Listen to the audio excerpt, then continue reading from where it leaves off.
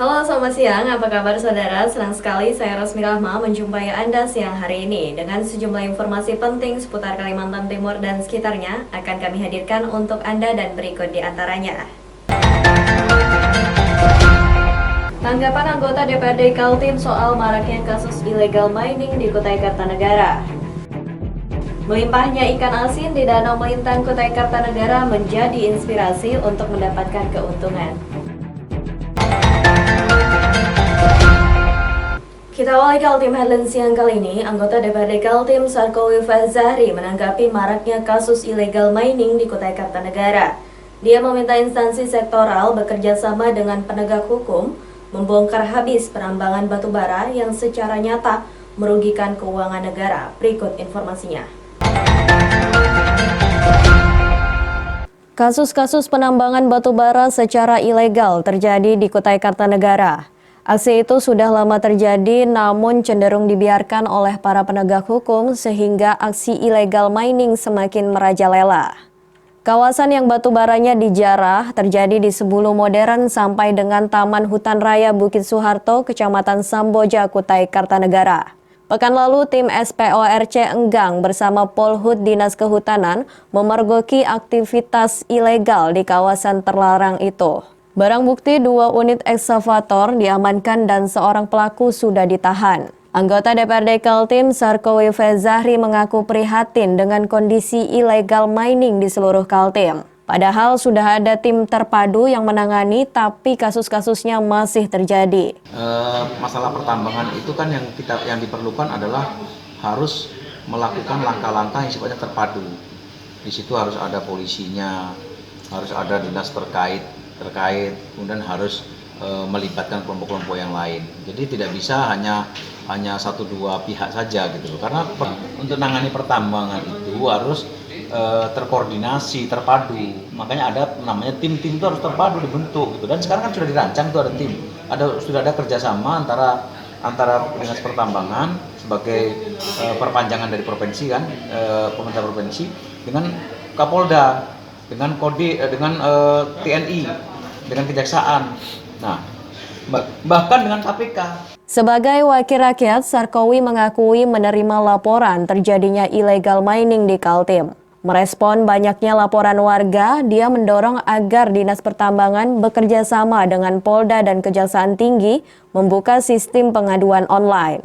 Selama ini banyak warga yang tahu ada illegal mining, tapi tidak tahu harus melapor kemana. Nah, yang kita perlukan sekarang ini adalah bagaimana ada online laporan. Di mana posisinya? Posisinya adalah di SKPD yang leading sektornya, yaitu Dinas Pertambangan. Nah, Dinas Pertambangan nantilah ini kan sudah ada terkoordinasi lintas sektoral kan. Nah, otomatis nanti akan bisa menyusun langkah-langkah strategis penanganan. Hariman Kaltim TV melaporkan.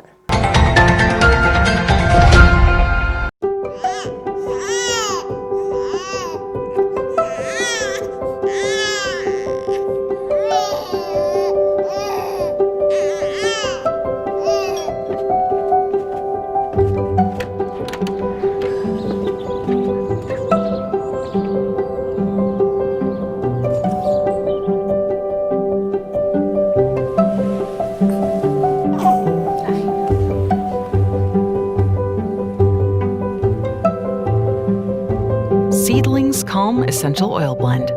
Turn restless bedtimes into restful ones.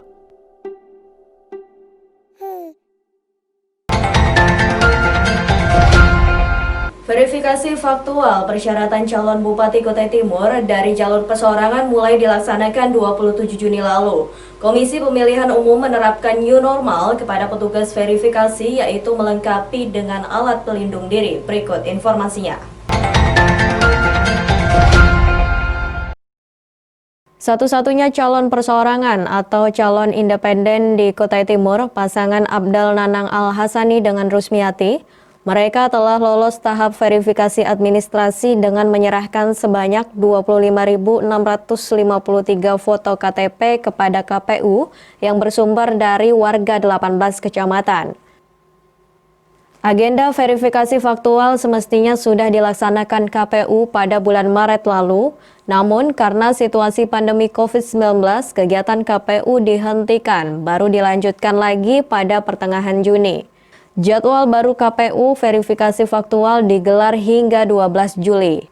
Berbeda dengan sebelum ada pandemi, kali ini petugas KPU di kecamatan sampai kelurahan dan juga tim verifikasi faktual dilengkapi dengan alat pelindung diri atau APD. KPU sudah menerima APD dan didistribusikan ke 18 kecamatan.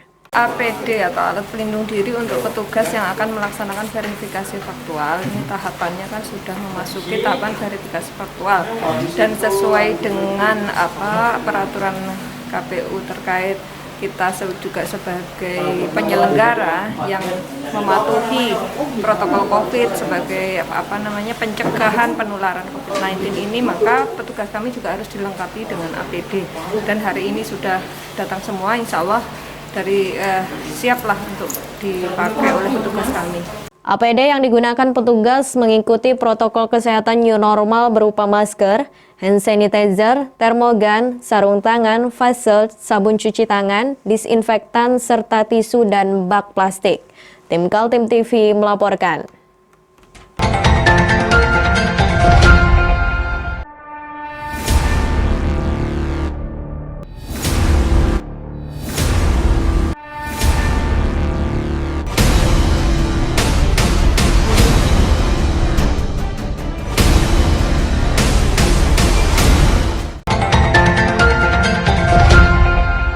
Kita beralih untuk informasi selanjutnya. Potensi ikan yang melimpah di Danau Melintang menjadi inspirasi warga desa Muara Enggelam, Kecamatan Muarawis, Kabupaten Kutai Kartanegara. Salah satunya Saiman Yusnani yang kini mampu memproduksi ikan asin dan masuk ke pasar-pasar di Jakarta. Berikut informasinya. Warga di Kutai Kartanegara, terutama sekitar Danau Melintang, tentu tidak asing lagi dengan jenis ikan sepat, ikan baung, dan ikan ruam. Ikan-ikan ini ternyata juga digemari oleh warga Jakarta. Saiman Yusnani, warga desa Muara Enggelam, Kecamatan Muarawis, Kutai Kartanegara, yang mempelopori pengiriman ikan-ikan dari Danau Melintang itu ke Jakarta. Dalam 1 bulan, dia mampu mengirim 1-2 ton ke ibu kota negara itu. Penjualan ke Jakarta Pak? Satu bulan tuh berapa kilo per jual? Oh, kalau kadang-kadang pengiriman satu bulan kadang-kadang 2 kali 3 kali, karena kadang-kadang tergantung kita yang banyak, misalnya kan rata-rata ya 1 ton harus kirim dulu kan gitu. Kalau kita mau banyak lagi kan anak buah ada terkumpul kan bisa lebih sampai 2 tonan ya. Kalau per kilo ya, kalau misalnya biawan ini kan yang agak B2 itu kan sekitar 24-25 gitu kan, tapi kalau spasiam itu hampir 40 ribuan per kilo. Saiman menceritakan usaha pengeringan ikan dilakukannya sejak 17 tahun atau sekitar 30 tahun silam. Awalnya karena melihat begitu banyaknya ikan Sungai Melintang yang terbuang karena tidak laku dijual. Overproduksi itu mengilhami Saiman untuk mengolahnya menjadi ikan asin. Dibantu oleh 10 orang warga yang bekerja sebagai karyawannya, sekarang ikan-ikan tangkapan warga bisa ditampungnya untuk dikeringkan dan menjadi ikan asin. Tentu harga beli ikan yang murah membuatnya bisa mendapat keuntungan jika diolah menjadi ikan asin. Tim Kaltim TV melaporkan.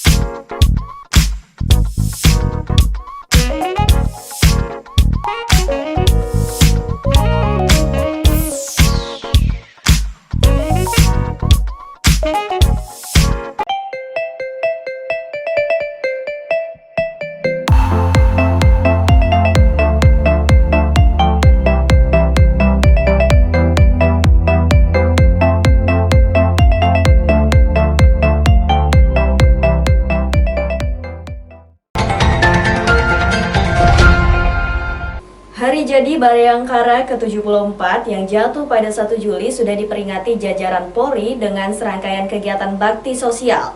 Di antaranya oleh jajaran Polres Kutai Barat di kabupaten yang geografisnya di hulu Sungai Mahakam itu, Kop Bayangkara membagikan sembako kepada warga tepi sungai. Dampak pandemi COVID-19 dirasakan warga sampai di pelosok pedalaman. Akibat kebijakan pembatasan jarak mencegah penularan virus corona, banyak perusahaan menghentikan kegiatan. Akibatnya, ekonomi masyarakat terganggu, tidak terkecuali bagi warga pedalaman yang tinggal di tepi Sungai Mahakam.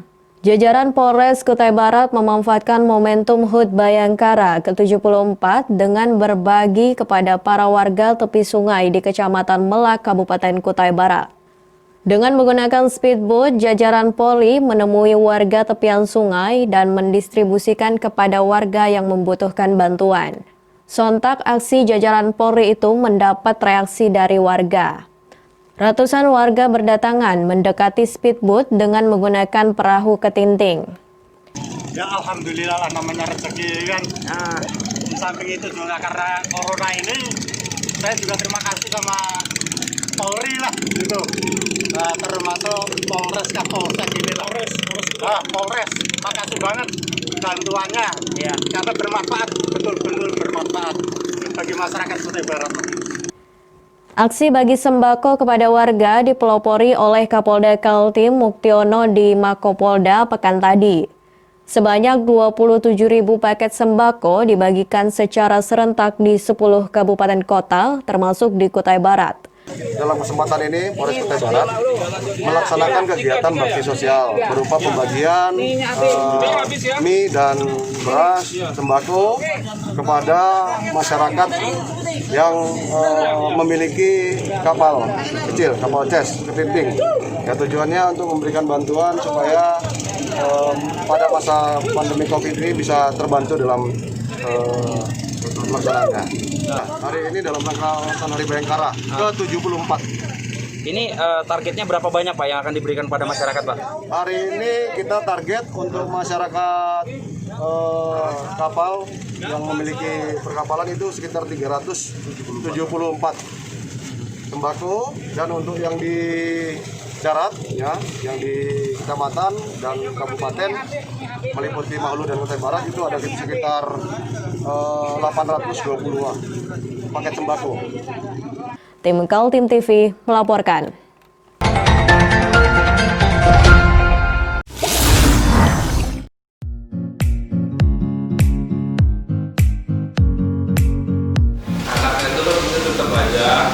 Cara mudah beriklan digital di Kaltim TV.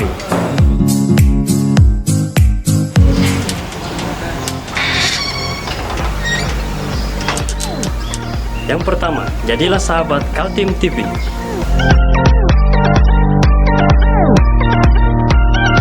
Dengan Rp1.000.000, para sahabat mendapat 20 kali tayang di slot berita kamu.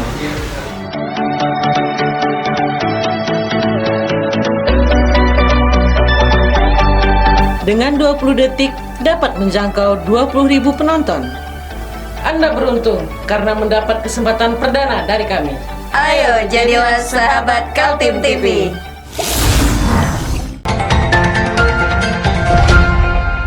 Pemerintah Kota Balikpapan adakan tes swab secara massal pada pedagang pasar Pandansari. Tes swab dilakukan agar masyarakat tidak khawatir untuk berbelanja di pasar Pandansari, dan berikut informasinya.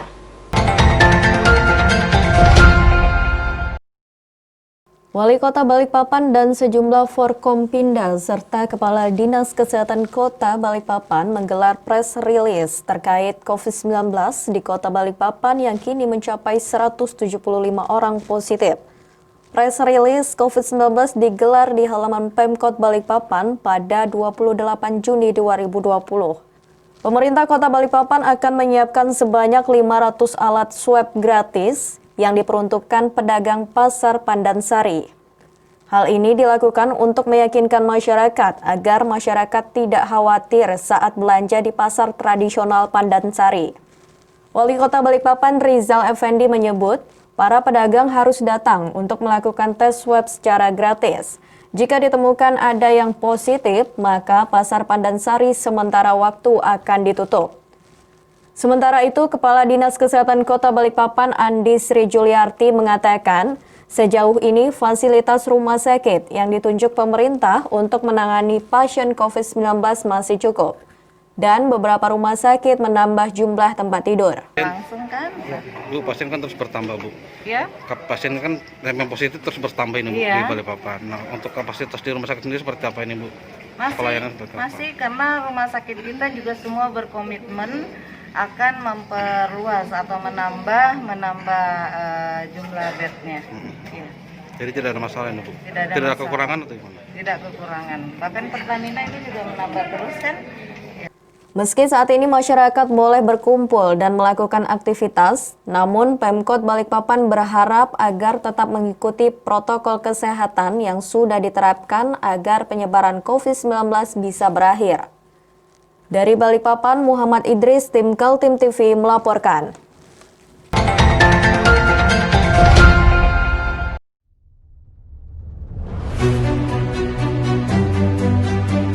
Hari ini kita ada kegiatan untuk membungkus sembako untuk dibagikan ke masyarakat yang membutuhkan karena COVID-19 ini. Semoga kita sukses semua. Harus kerjasama yang bagus. Pancasila! Pancasila! Pancasila!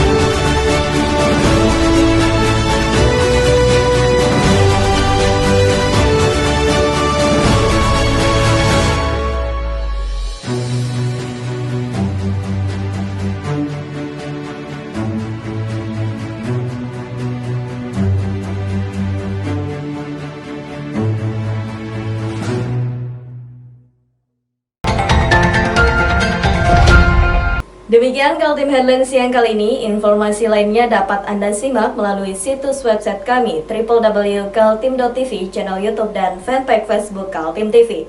Saya Rosmi Rahma bersama kerabat kerja yang bertugas pamit undur diri dan sampai jumpa.